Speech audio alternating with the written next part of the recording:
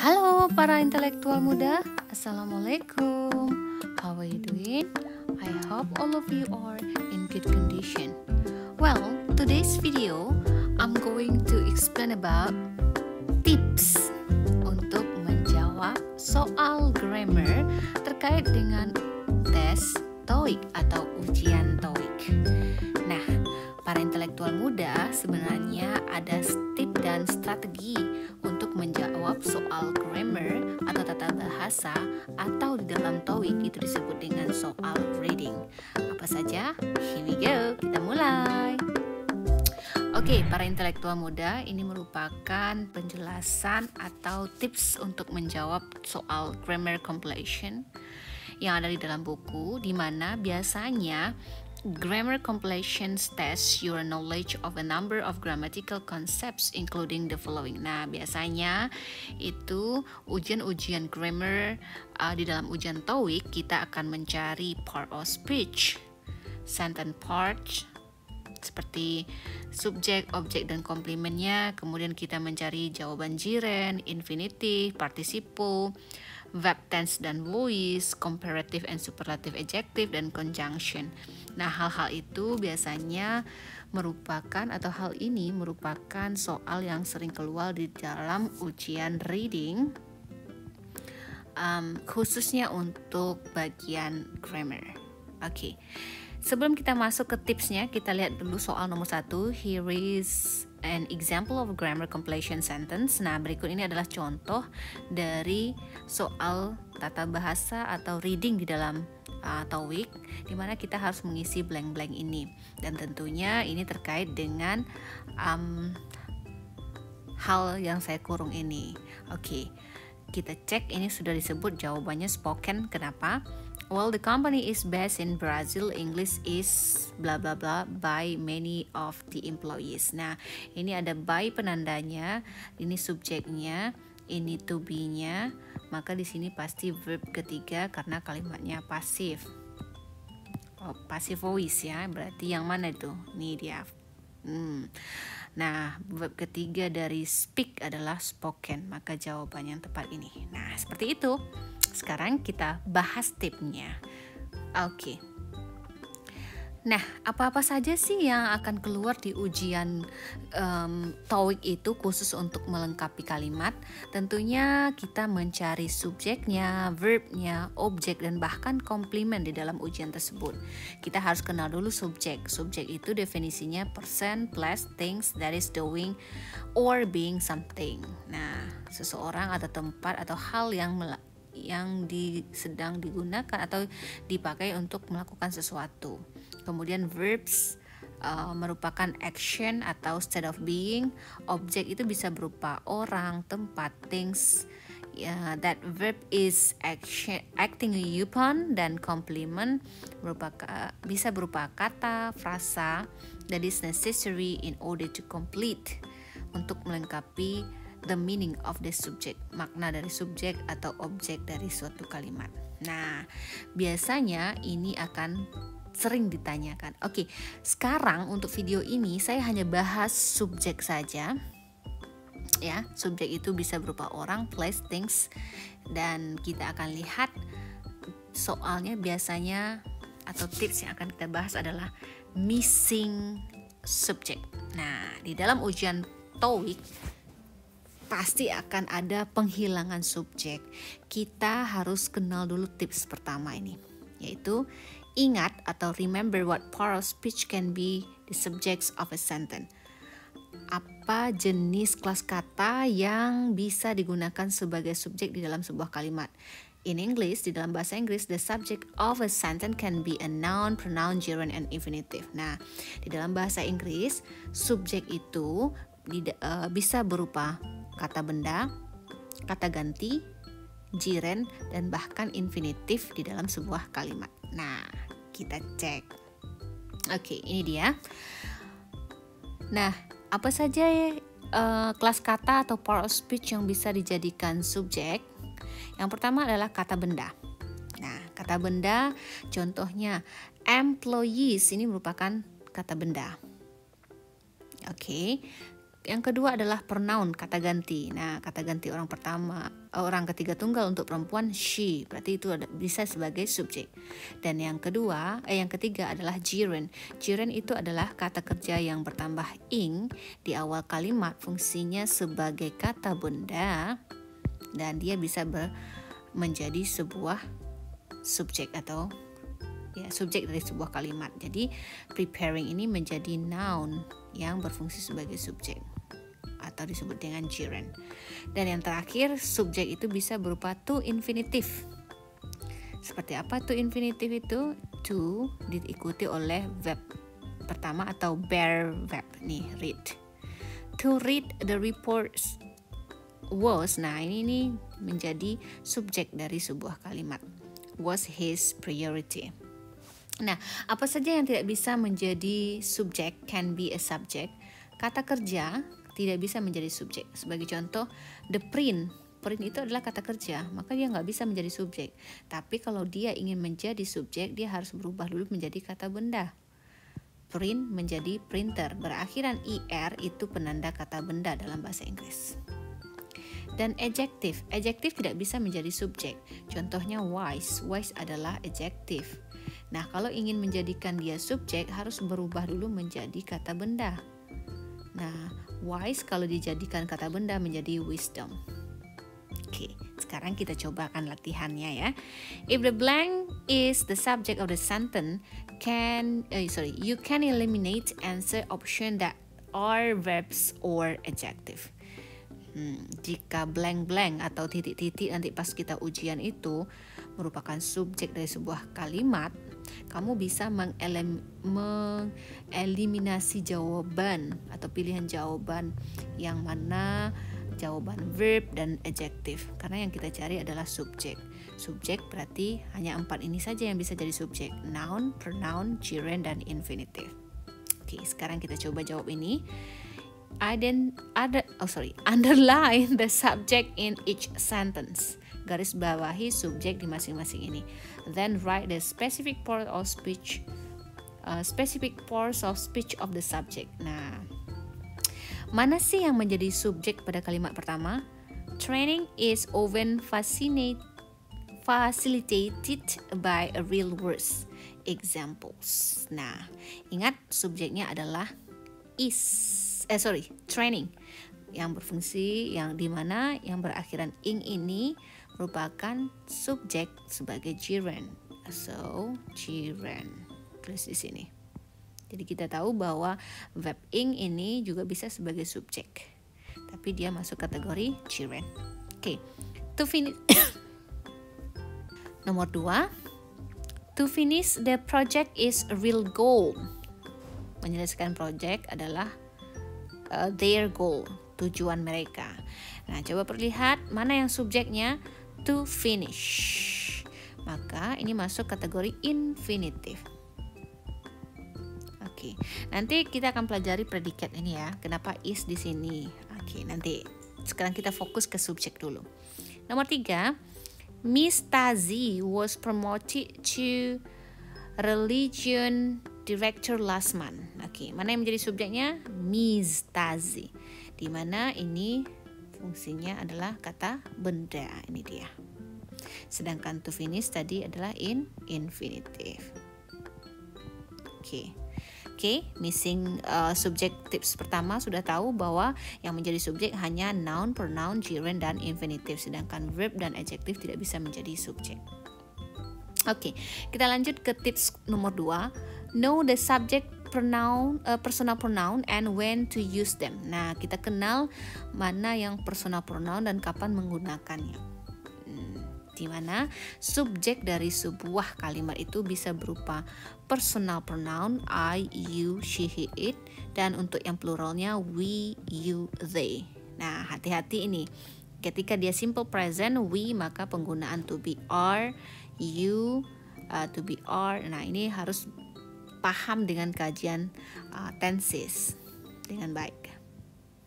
Oke, I ini orang pertama tunggal, she orang ketiga tunggal, orang kedua tunggal, dan ini dianggap singular. Nah, seperti subjek singular dan ini subjek plural. Oke. Oke, sekarang kita cobakan mengidentifikasinya. Replace the underlined parts of each sentence with the correct subject's personal pronoun. Nah, kita ganti ya.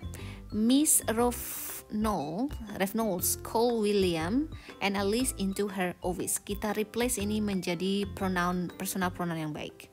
Miss berarti orang perempuan, maka diganti menjadi she kalau untuk subjek gitu. Eric, Wendy, and I are visiting the corporate office tomorrow. Ada berapa subjeknya? Eric, Wendy, dan I. Berarti 3. 3 berarti plural. Nah, kata ganti dari tiga orang ini bisa menjadi they. Maka di sini tulis they. My brother turned on the computer. My brother. Ini laki-laki. Kata ganti laki-laki he. Ini dia. Gampang ya. Oke, belajar bagi kamu yang sudah mahir, gampang banget. Nah, kita masuk ke tips ketiga. Underline how gerund can be used as the subject of a sentence. Nah, underline. Understand, pahami bagaimana gerund bisa digunakan sebagai subjek dari sebuah kalimat. Nah, ini ada penjelasan bahwa a gerund is a noun. Gerund itu merupakan kata benda atau bentuk kata benda, a noun form that is created by adding ing to a verb. Nah, di mana dia diciptakan dengan penambahan ing pada sebuah kata kerja. Talk menjadi talking, read menjadi reading, feel menjadi feeling. Semua ini adalah gerund yang mana dia merupakan form dari kata benda. Nah, see the following example of the sentence with gerund as subject. Nah, lihat contoh dari ini yang berfungsi nanti gerund sebagai subjek. Not that subject gerunds always take a singular verb and are not preceded by an article a, and they. Nah, ini artinya catat ya bahwa subjek atau gerund sebagai subjek selalu membutuhkan kata kerja yang singular. Jadi gerund itu dianggap singular subject karena dia butuh kata kerja yang singular. Ingat. Dan are not preceded by an article. Nah, sebelumnya tidak boleh ada artikel artikel an, they di depan gerund. Salah. Oke, sekarang kita lihat contoh.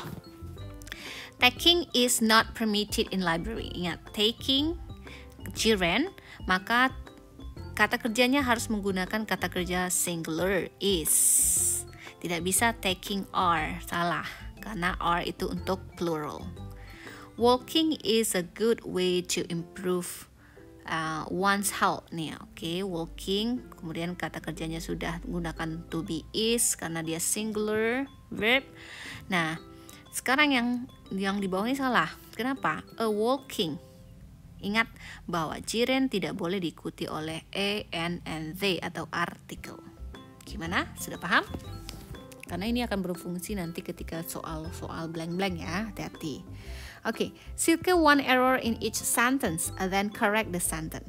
Nah, ayo kita circle mana yang error.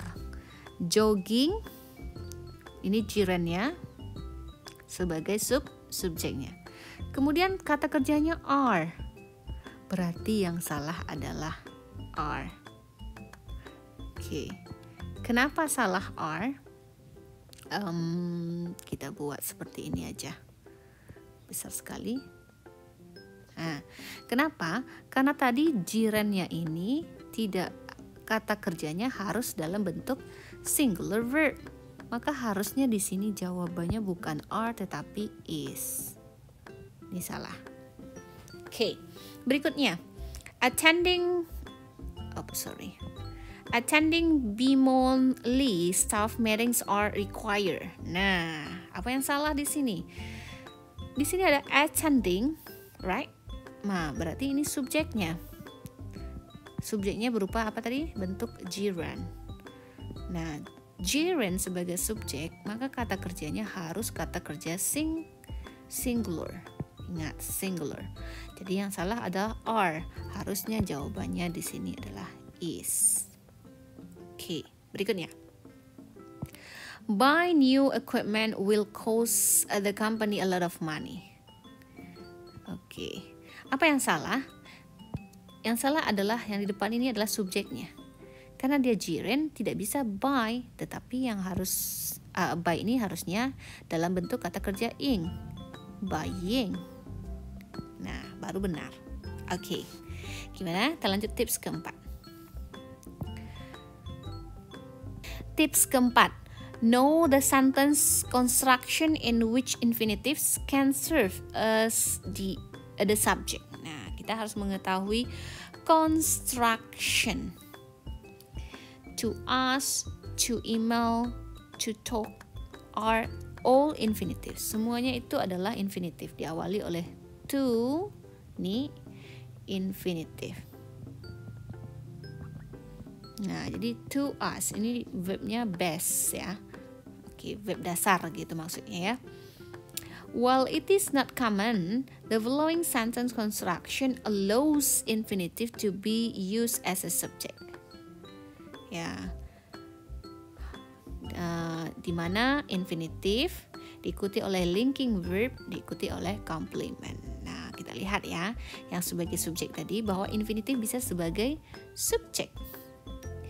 To ask, to teach, to talk, to succeed, itu adalah subjek dari kalimat. Dalam bentuk apa tadi? Infinitive. Dia bisa berfungsi sebagai subjek. Tapi ingat bahwa dia harus diikuti oleh linking verb setelah itu. Linking verbnya bisa to be, kemudian bisa, ini to be ya, to be-nya itu is, am, are kalau dia present, was, were kalau dia past tense. Kemudian linking verb itu seperti seem, appear, sound. Nah, kamu bisa cari tahu tentang linking verb baru diikuti oleh complement. Nah, seperti itulah penggunaan subjek untuk apa? Infinitive sebagai subjek maksudnya. Nah, ingat juga kalau infinitive kata kerjanya itu harus yang singular juga. Nah, to us was, kalau past tense pakai was, kalau present is singular. Oke, kemudian to talk seem. Nah, karena dia singular maka seem-nya harus bertambah s. Kemudian kalau dia penggunaannya ada modal, tak masalah ya. Modal bisa will, bisa can, bisa might, tidak ada masalah. Tapi kalau untuk kata kerjanya yang linking verbnya harus dalam bentuk singular ini, dan ini harus pakai s karena dia harus singular. Oke, kita cari jawaban di bawah lagi. Underline the subjects in the sentences. Garis bawahi subjek di dalam kalimat berikut ini ya. Kemudian tandai centang atau check mark next to each sentence that uses an infinitive as a subject, yang menggunakan infinitive sebagai subjek. Kita lihat, to walk is the fastest way to get there. Ini mana yang subjeknya? To walk. To be-nya sudah benar, sudah. Maka ini termasuk ke dalam infinitive. Berikutnya, I gave the letter to Marka. Nah, to di sini bukan to infinitive, ini adalah kata benda. Maka di sini bukanlah infinitive. Subjeknya yang mana? I.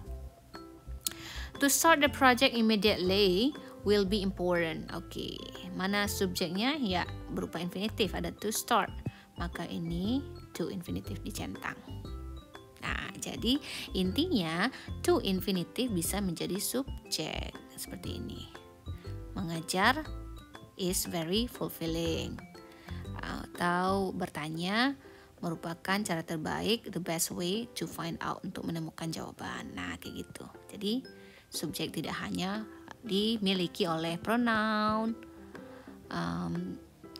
atau people, nama orang, atau thing. Tidak hanya diduduki oleh itu ya. Oke. Alright, so kita masuk ke tips kelima untuk missing subject terakhir ya. Ini menurut buku yang saya ambil ini ya. Jadi buku Colin. Kalau kalian punya buku Colin bisa belajar lagi. Tips kelima adalah use your knowledge of noun to recognize the correct usage of participle as adjective. Nah, kita gunakan pengetahuan kita tentang kata benda untuk mengetahui penggunaan yang tepat dari participle yang sebagai adjective. Oke, kita lihat. Participle are adjectives that use the ing and ed forms of verb. Remember that the adjective describe noun. See the chart for more information about participles. Nah, participle itu merupakan adjektif yang menggunakan akhiran ing atau ed atau bentuk ing dan ed dari sebuah kata kerja. Ingat bahwa adjektif itu menjelaskan kata benda. Nah, adjektif menjelaskan kata benda. Lihat chart di bawah ini sebagai informasi tambahan untuk participle. Kita bahas participle ya. Oke. Ini ada present participle, ada past participle. Kalau present participle formnya atau patternnya atau aturannya kata kerja ditambah ing, sedangkan past participle aturannya kata kerja yang beraturan ditambah ed. Ya, regular verb. Penggunaannya the present participle modify noun that affect someone or something. Nah, penggunaan present participle ini untuk memodifikasi kata benda atau menjelaskan kata benda yang mempengaruhi seseorang. Nah, jika subjeknya aktif, maka gunakanlah past present participle. Jadi kalau kalimatnya aktif, kita gunakan present participle di mana aturannya verb ditambah ing. Sebagai contoh, Miss Jenkins gave an interesting lecture. Lecturer ini adalah kata benda. Berarti adjektif menjelaskan dari kata benda. Nah, jadi Miss Jenkins ini memberikan perkuliahan yang menarik. Jadi di sini adalah artikel. Ini adalah kata kerja bertambah ing itu yang fungsinya sebagai apa tadi? Present participle. Di sini sebagai adjektif. Nah, dia menjelaskan kata benda ini. Lanjut, bagaimana dengan regular? Ini sama aja ya, exciting. Kita bahas dikit deh. Marco, though the movie was exciting. Nah, Marcos berpikir, thoughts, movie tersebut sangat menarik. Nah, movie ini noun, berarti menjelaskan exciting. Ya, karena tadi dia menjelaskan kata benda. Ini dia. Oke, past participle, regular verb and ed. Past participle memodifikasi kata benda yang dipengaruhi. Kalau ini mempengaruhi, kalau ini dipengaruhi oleh seseorang atau sesuatu. Berarti ini pasifnya. Nah, maka verbnya verb ed. Oke. Gunakan subjek pasif. Jika if the subject pasif, jika subjeknya pasif, maka gunakan past participle. Sebagai contoh, kita lihat subjeknya pasif atau tidak gitu ya. Please call if you are interested in purchasing the item. Silahkan telepon jika kamu tertarik. Nah, di sini artinya tertarik. Subjeknya di sini verb ketiga. Oke, yang berfungsi sebagai apa tadi? Affected by someone or something. Dipengaruhi oleh seseorang. Dan di sini adalah kata kerja bertambah ed. Dipengaruhi artinya. Fungsinya menjelaskan kata benda. Subjeknya ini kata benda. Oke, Paula was excited. Paula excited. Ini tertarik. Ini ya kalau bahasa Indonesianya awalan atau awalan di deh gitu. About his upcoming vacation. Nah, jadi subjek ini adalah verb ditambah ed Itu manfaatnya untuk past participle. Oke, kita lihat di sini. Present participle has the same form of gerund. Nah, present participle ini formnya mirip dengan gerund, verb ing. The difference is the present participle function as an adjective, while gerund function as a noun. Nah, di mana ini fungsinya sebagai kata sifat. Present participle fungsinya sebagai kata sifat, sedangkan gerund fungsinya sebagai kata benda.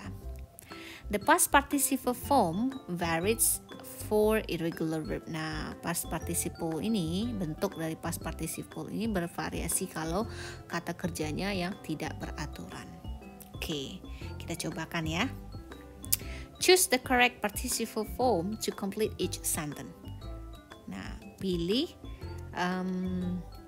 partisiple yang tepat atau bentuk partisiple yang tepat untuk melengkapi kalimat. Oke, mana yang tepat? Ini atau ini atau ini atau ini? Oke.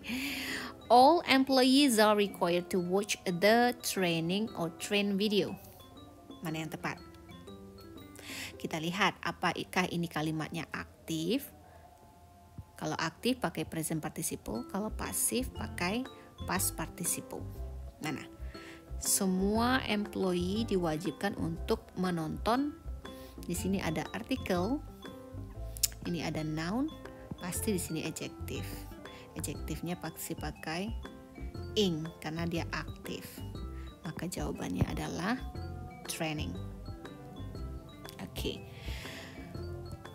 Lanjut. Ruben forgot his shoes at home. Ruben lupa shoes. Ini ada noun. Ini ada pronoun.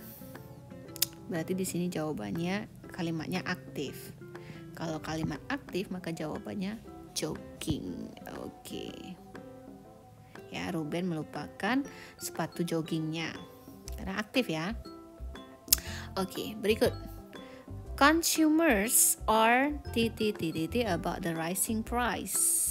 Konsumen tentang harga yang meningkat atau harga yang naik. Nah, coba lihat di belakang tidak ada noun. Saya yakin sekali ini kalimatnya pasif. Nah, kalau kalimat pasif maka berakhiran ed. Jawabannya concern. Oke. Bagaimana para intelektual muda? Memang sih terkesannya gampang, tapi nanti pas di ujian kita menemukan jawaban A, B, C, D yang tepat. Membingungkan juga kalau kita tidak memahami subjek atau missing strategi untuk menemukan subjek dari sebuah kalimat dengan baik dan tepat. Ingat tadi, di mana untuk menjadikan sebuah subjek dari sebuah kalimat itu bisa berupa kata benda, pronoun, gerund, dan bahkan infinitives. Sedangkan kata kerja dan adjektif bukan merupakan atau tidak bisa menjadi subjek dari sebuah kalimat. Oke, sekian dulu pembahasan tips untuk menjawab soal grammar khusus untuk missing subject. Nanti kita lanjutkan dengan missing verb. Nih, ada missing verb ya. Oke, semoga penjelasan saya bermanfaat bagi kamu yang ingin ikut ujian TOEIC, dan tidak perlu juga sih sebenarnya harus ikut les TOEIC kalau kamu serius belajarnya secara mandiri. Oke, sekian dulu. Sekali lagi, see you, bye bye.